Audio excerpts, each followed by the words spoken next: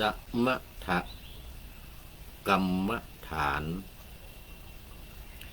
มีการปฏิบัติที่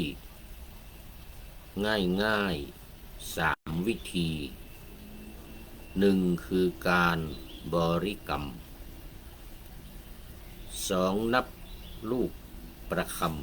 ำ 3. คือหวนระลึกตาม ทั้งสิ่งที่ดีงามทั้งน่าเกลียดและน่าชัง เป็นนโยบายพบจิตสงบในอุรัง คือสมาธิตั้งอย่างมั่นคงอัปปนา ได้ฌานทั้ง8 สิ่ง แบบนิ่งจนเกิดปัญญานำไปตัดตัณหาอันเป็นเหตุทุกข์ทั้งปวง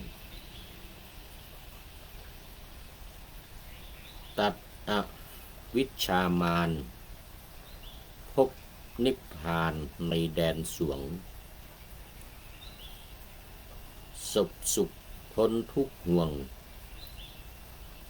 ดับภพชาติมรณา สังโยชน์10 ประการ อันตรธานไม่กลับมา เป็นพระได้เป็นพระขีณาสพหรือพระอรหันต์ขอถวายความนอบน้อมแด่พระรัตนตรัย มีพระพุทธเจ้าเป็นต้นขอถวายความเคารพพระมหาเถระพระเถรานุเถระเจ้าคณะพระสังฆาธิการทั่วโลก มีพระเดชพระคุณพระธรรมเสนาบดี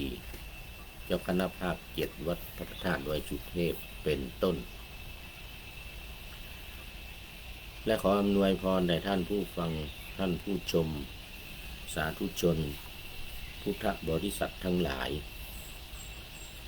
วันนี้รายการธรรมะหลังธรรมวัดเย็นของวัดพระธาตุดอยสุเทพออกอากาศทางสถานีวิทยุพระพุทธศาสนาแห่งชาติและจริยธรรม วัดพระธาตุดอยสุเทพมีพ่อครูวันลบนามวงพรหมเป็นผู้อำนวยการ อาจารย์พระมหาประสิทธิ์ประสาธิโกเป็นหัวหน้าสถานี และอาตมาภาพพระครูปริยัติยานุศาสตร์เป็นผู้บรรยาย เป็นประจำทุกวันเวลา 18:40 นาที เว้นวันพระสำหรับวันนี้ก็บันทึกเสียงล่วงหน้ามานิดหน่อยน่าจะประมาณ2 ชั่วโมงครึ่ง2 ชั่วโมงกว่าเอาละตอนนี้ขอต้อนรับ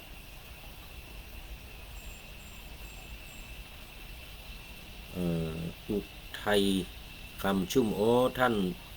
พระครูโกศลสุตวิธานวัดพระสิงห์หลวงโอ้ขอบคุณมากขอบคุณมากอันนี้มีอันนี้เข้ามาอะไรว่าพระครูปริยัติยานุศาสตร์ส่องแสงธรรมทั่วทิศทุ่มชีวิตจิตอาสาทุกหน้าที่ให้ข้อคิดให้ทำเดี๋ยวจะดูเพิ่มเติมเป็นบทกลอนนะเนี่ยทุกหน้าที่ให้ข้อคิดให้ทำเลิศล้ำดีทำหน้าที่หยาดเหงื่อเพื่อสังคมนั่นแน่เป็นมีบทประพันธ์ขอบคุณมากท่านเด่นงานเผยแผ่พระศาสนาพัฒนาจิตใจให้สุขสม เสียงธรรมะสุขใจให้ญาติโยมต่างชื่นชมเอกอุดมสมเจตนาขอบคุณมากขอบคุณมากท่านพระครูโกศลสุตตวิธานวัดพระสิงห์คือท่านอาจารย์พระมหาอุทัยรัตนปัญโยรู้สึกนะอาจารย์พระมหาอุทัยรัตนปัญโยนามสกุลคำชุ่มโอ้นี่เขียนบทประพันธ์เก่งมากนะนี่วันนี้เป็นกลอนพูดถึงเรื่องของพระครูปริยัติยานุศาสตร์สาธุขอบคุณมาก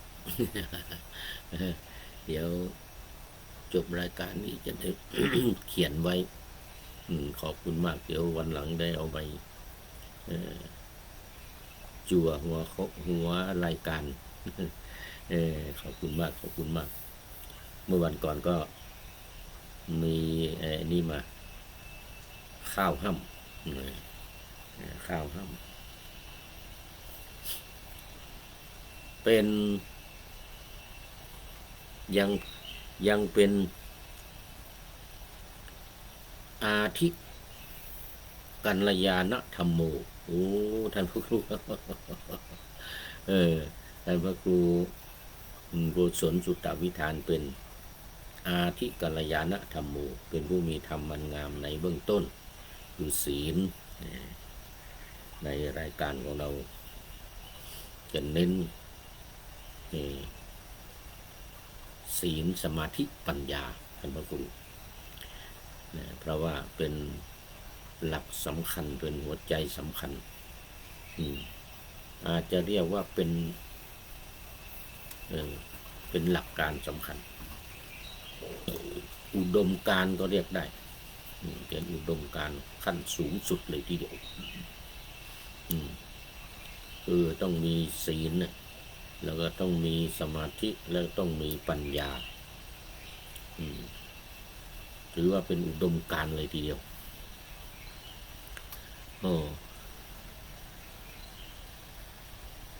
เดินงานเผยแผ่ศาสนาพัฒนาจิตใจให้สุขสมโอ้สาธุสาธุ นานๆทีนั่นเนี่ยไม่มีใครเขียนเกี่ยวกับผู้พูดนี่นะโอ้ขอบคุณมากแล้วก็ตามมาด้วยท่านพระครูนามธรสุริยันสันตจิตโต FC ตัวจริงจริงของวัดพระธาตุดอยสุเทพ กราบนมัสการครับพระอาจารย์ตอนนี้ผมกำลังจะเข้าจังหวัดตากถึงวัดพระธาตุดอยสุเทพเวลาประมาณ4 ทุ่มคืนนี้ครับผม โอ้สาธุสาธุกลับจากกรุงเทพมหานครมาวันนี้ไปรับไฟพระฤกษ์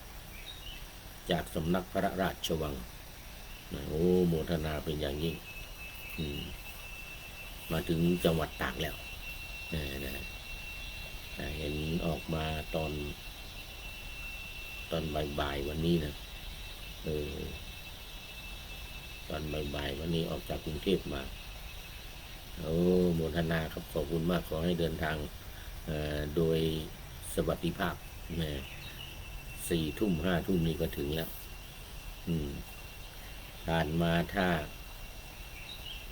ผมยังไม่หลับยังนั่ง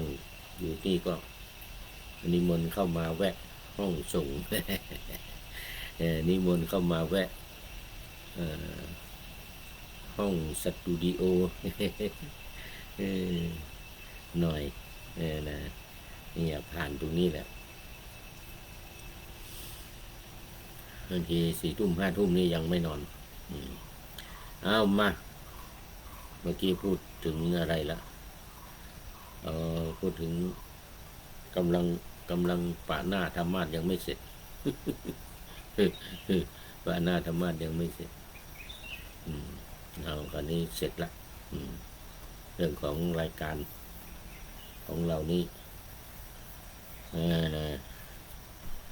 ตอนนี้มาสู่เนื้อหาของธรรมะกันเลยดีกว่าธรรมะหลังธรรมวัดเย็นวันนี้ขณะที่พระเดชพระคุณหลวงพ่อนำพระภิกษุสงฆ์สามเณรอุบาสกอุบาสิกาศรัทธาญาติโยมตลอดถึงนักท่องเที่ยวทำวัดสวดมนต์เย็นไหว้พระธาตุก่อนบูชาพระบรมธาตุเสร็จข้างนอกข้างนอกวิหารหน้าพระบรมธาตุเสร็จแล้วก็เข้ามาทำวัดสวดมนต์ถึงเวลาประมาณ8:40 นาทีก่อนจะถึงเนี่ย40 นาทีเนี่ยก็ขึ้นกรรมฐานขึ้นกรรมฐานจบปุ๊บจะประมาณ40 นาทีพอดีแล้วก็เริ่มทำกรรมฐานเป็นสมถกรรมฐานเสียงทางวิทยุก็เงียบตัดมาที่รายการธรรมะหลังธรรมวัดเย็นนี้เลยโดยพระเดชพระคุณหลวงพ่อก็นำทำสมาธิไปแบบสมถกรรมฐานเรียกว่าพุทธานุสติ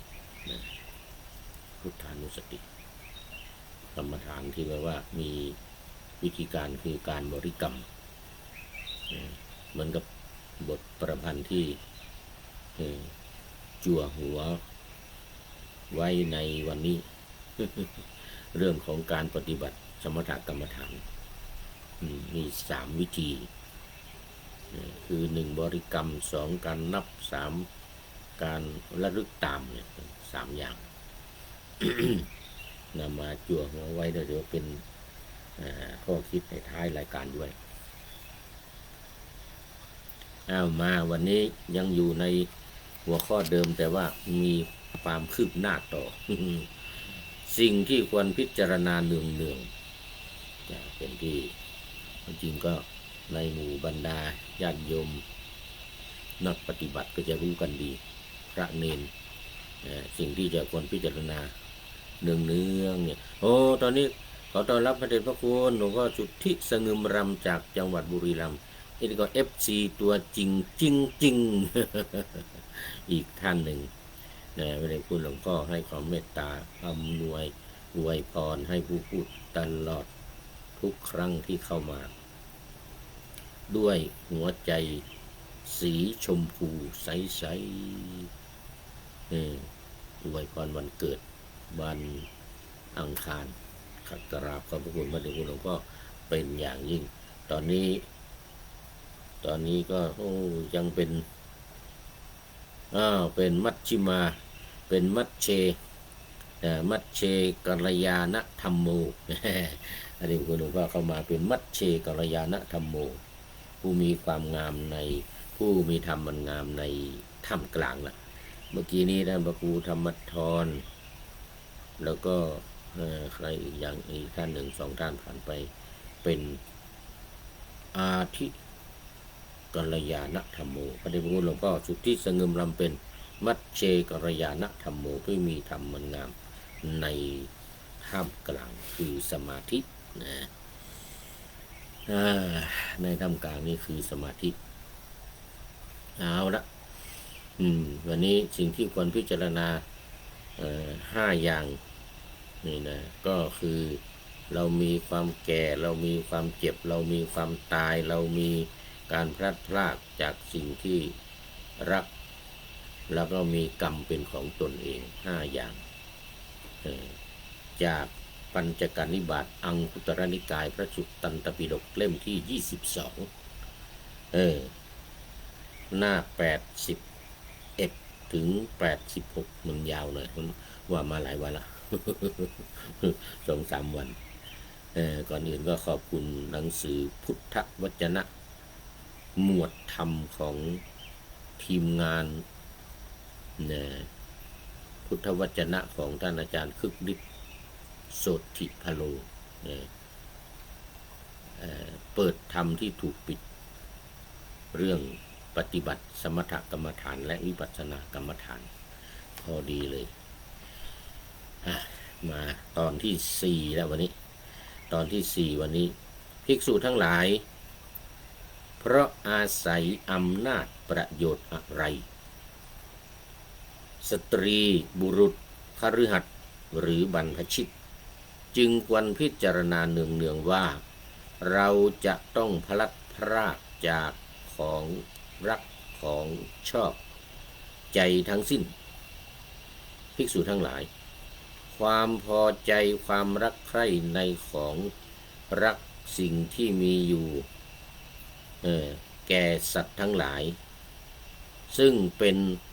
เหตุให้สัตว์ทั้งหลายประพฤติกายทุจริตวจีทุจริตมโนทุจริตเมื่อเขาพิจารณาฐานะนั้นอยู่เนืองฐานะนั้นคือฐานะอะไรฐานะว่าเราจะต้องพลัดพรากจากของรักของชอบย่อมละความพอใจความรักใคร่นั้นได้โดยสิ้นเชิงหรือว่าทำให้เบาบางลงได้ภิกษุทั้งหลายเพราะอาศัยอำนาจประโยชน์นี้แลสตรีบุรุษคฤหัสถ์หรือบรรพชิตจึงควรพิจารณาเนืองๆว่าเราจะต้องพลัดพรากจากของรักของชอบใจทั้งสิ้นเนี่ยคือจะไม่อยู่กับเราตลอดไปอย่างแน่นอนจะต้องพลัดพรากอย่างแน่นอนไม่วันนี้ก็วันหน้าช้าหรือเร็วเท่านั้นเองนะก็คือสิ่งที่จะมาพัดพรากเราจากของรักของชอบนั่นก็คือความตายนั่นเองเราจะต้องตายเมื่อมันไม่แน่นอนเนี่ยมันไม่แน่ว่าจะตายเมื่อไรไอ้ตายแล้วตายแน่นอนมะละนังทุวังนะมะละนังทุวังความตายนี่มันเป็นสิ่งแน่นอนแต่เราเพียงแต่ว่าเราไม่รู้ว่ามันจะตายตอนไหนเมื่อไรเท่านั้นเองเราจึงยังเป็นอยู่เนี่ยยังพูดอยู่ได้นั่งยืนเดินนอนกินอาหารทำงานอะไรต่างๆได้อยู่อย่างสบายๆอย่างเงี้ยเนี่ยแต่ว่าสิ่งที่เรารักเราชอบเนี่ยมันจะต้องพลัดพรากจากเราไปไม่วันใดก็วันหนึ่งโดยเฉพาะเวลาตายต้องจากกันแน่นอนนะไม่ว่าจะเป็นเมียเป็นลูกเป็นข้าวของสมบัติพัสถานทั้งหลายช้างม้าวัวควายเลือกสวนไร่นาอะไรต่างๆจะต้องพลัดพรากทั้งนั้น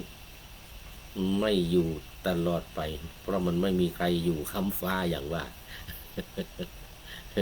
มันไม่มีใครอยู่ค้ำฟ้านั่นเราต้องพิจารณาเนืองๆพิจารณาอยู่บ่อยๆว่าเราจะต้องพลัดพรากเราจะต้องพลัดพรากเราจะต้องพลัดพราก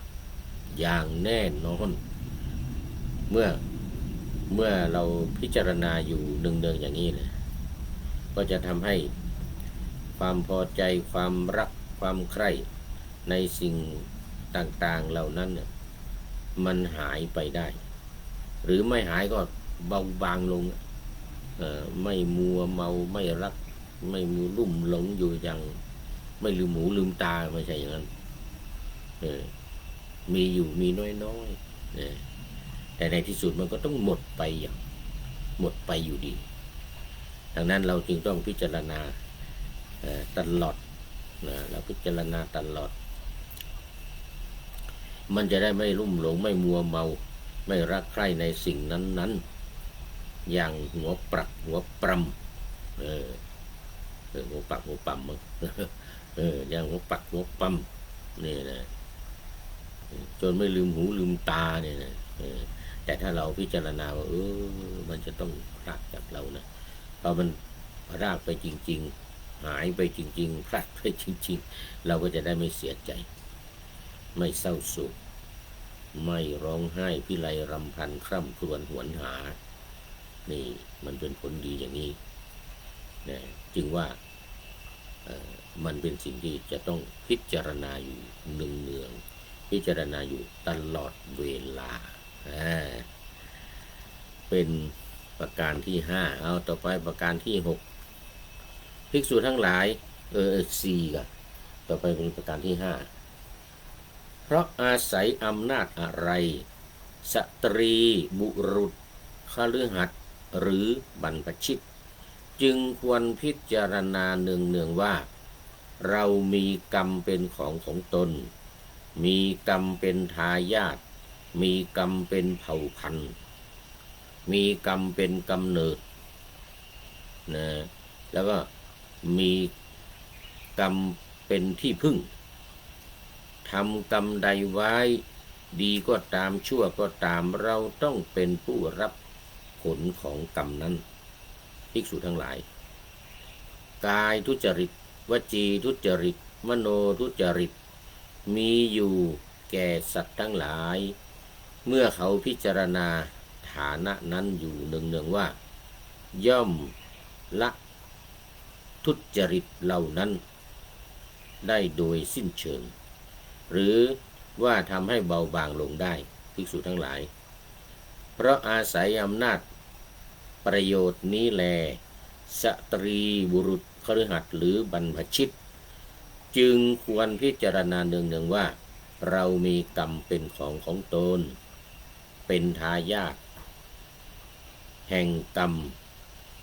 มีกรรมเป็นกำเนิดมีกรรมเป็นเผ่าพันธุ์มีกรรมเป็นที่พึ่งทำกรรมใดไว้ดีก็ตามชั่วก็ตามเราจักเป็นผู้รับผลของกรรมนั้นอย่างแน่นอนนี่ก็เป็นอีกตอนหนึ่งที่เราจะต้องพิจารณาอยู่ตลอดเวลาว่าเราจะต้องพลัดพรากนี่เดี๋ยวเราจะต้องรับกรรมที่เราทำไม่ว่าจะทำไว้นานแค่ไหนจนลืมอย่างกรรมในชาติก่อนบางก่อนนี่ลืมแน่นอน เพราะเราระลึกชาติไม่ได้ระลึกถอยหลังไปหากรรมในชาติก่อนมันไม่ได้เนี่ยไม่มีอะไรเขาเรียกว่าอตีตังสยานไม่ได้อะไรตีตังสยานเนี่ยจะดูไปข้างหลังนับถอยหลังไปในอดีตอะไรไม่ได้เดี๋ยวเอาอีกสักตอนที่7ภิกษุทั้งหลายอริยสาวกนั้นย่อมพิจารณาเห็นดังนี้ว่าไม่ใช่เราแต่ผู้เดียวเท่านั้นที่ความแก่เป็นธรรมดาไม่ล่วงพ้นความแก่ไปได้โดยที่แท้สัตว์ทั้งปวงที่มีการมาการไปการจุติการอุบัติล้วนมีความแก่เป็นธรรมดาไม่ล่วงพ้นความแก่ไปได้เมื่ออวัยวะนี้พิจารณาฐานะนั้นอยู่เนืองมักย่อมเกิดขึ้นอริยสาวกนั้นย่อมเสพอบรมทำให้มากซึ่งมรรคนั้นเมื่อเสพอบรมทำให้มากขึ้นย่อมละสังโยชน์ได้อนุสัยย่อมสิ้นไปอนุสัยนี่ก็คือชื่อของกิเลสอย่างหนึ่งกิเลสทั้งหลายมันย่อมจะสิ้นไปอริยสาวกนั้นย่อมพิจารณาเห็นดังนี้ว่าไม่ใช่เราแต่ผู้เดียวเท่านั้นที่มีความตายเป็นธรรมดาไม่ล่วงพ้นความตายไปได้โดยที่แท้สัตว์ทั้งปวงมีการมีการไปการจุติการอุบัติก็คือการเกิดจุตินี่คือการตายนะจุติคือการตายอุบัติคือการ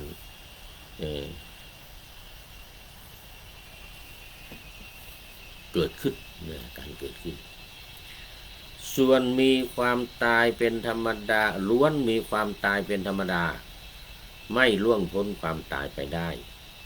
เมื่ออริยสาวกนั้นพิจารณาฐานะนั้นอยู่เนืองความ มรรค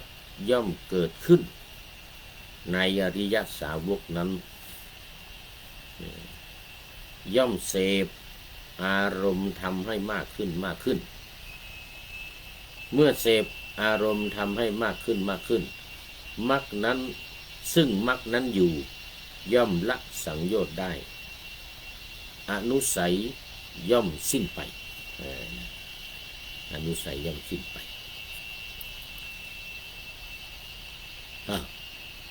ดูไปดูมาเวลาหมดอีกแล้วพระเดชพระคุณหลวงพ่อสุทธิสงึมรำเมื่อกี้เข้ามาเป็นมัชเชปริโยสามัชเชกัลยาณธรรมโมตอนนี้อยู่มาถึงปริโยสารแล้วพระเดชพระคุณปริโยสานกัลยาโนกัลยาโนหรือกัลยาณธรรมโมกัลยาณธรรมโมเอาละวันนี้เอาไว้แค่นี้ก่อนเดี๋ยวอีกตอนหนึ่งอีกวันหนึ่งจบแน่จ่ายไม่ครบก็จบแน่จบแน่นอนจบแน่นอนนี่นะเอาไว้อีกตอนหนึ่งกราบขอบพระคุณหลวงพ่อเป็นอย่างยิ่งที่เข้ามาให้กำลังใจเนี่ยแล้วก็เป็นท่านสุดท้ายเข้าสู่เส้นชัยของรายการในวันนี้มาดูข้อคิดท้ายรายการหน่อยวันนี้เป็นข้อคิดเกี่ยวกับการปฏิบัติสมถกรรมฐานเนี่ยที่ผู้พูดได้เรียบเรียงไว้นานแล้วแต่ว่าพูดอยู่บ่อยๆแต่บทประพันธ์นี้นานๆทีมาเจอกำลังมาเจอนี่เล่มเก่าๆเลยแล้วมาอ่านอีกทีหนึ่งสมถกรรมฐานมีการปฏิบัติที่ง่ายๆ3 วิธี 1. คือการบริกรรม 2. นับลูกประคำ 3. คือหวนระลึกตามทั้งสิ่งที่ดีงามทั้งน่าเกลียดและน่าชังเป็นนโยบายพบจิตสงบในอุรังคือสมาธิตั้งอย่างมั่นคงอัปปนาอัปปนาคืออัปปนาสมาธิขั้นสูงสุดได้ฌานทั้ง8 สิ่งแนบนิ่งจนเกิดปัญญานำไปตัดตัณหาอันเป็นเหตุทุกข์ทั้งปวงตัดอวิชชามารพบนิพพานเป็นแดนสวงสบสุขพ้นทุกห่วงดับภพชาติมรณา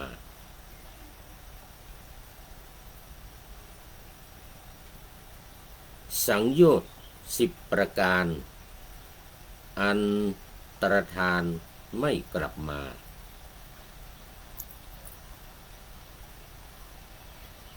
ได้เป็นพระขีณาสพหรือพระอรหันต์ขออำลาพรากจากผู้ชมฟังที่เดินยืนนั่งนอนฟังทั้งหลายขอให้มีความสุขใจและกายสดชื่นสบายไปตลอดกาลนำเอาธรรมะไปปฏิบัติเพื่อให้กำจัดทุกข์ใหญ่ภัยพานคนเกิดตายในวัฏสงสารบรรลุนิพพานทุกท่านกันเถิดขอเจริญพร